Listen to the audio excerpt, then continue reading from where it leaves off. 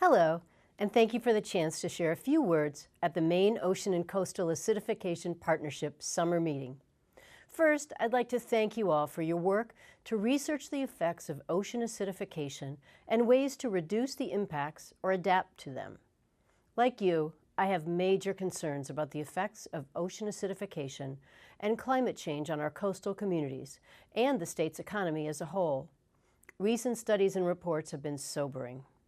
In particular, two stunning statistics have been on my mind. The first is that warming waters are projected to push the lobster population 200 miles northward in the next 30 years.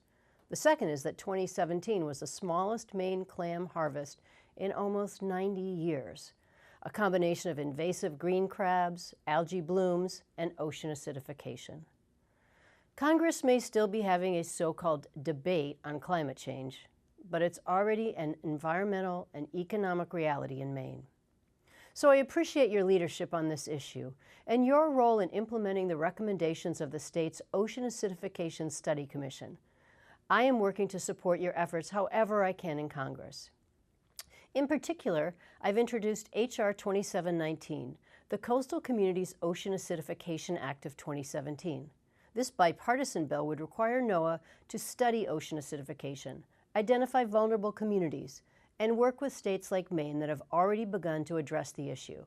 It now has 22 co-sponsors from the East and West Coast, including 5 Republicans.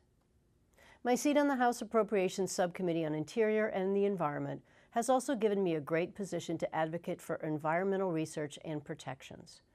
Right now, I'm working on the committee to restore funding for important coastal programs that have been cut or even eliminated in the President's budget. During hearings, I've also had the chance to question top officials in the administration, including Interior Secretary Ryan Zinke and EPA Administrator Scott Pruitt, on disturbing reports that climate change science is being censured at their agencies. And I'm using the appropriations process to try to strip funding from the administration's dangerous offshore drilling plan.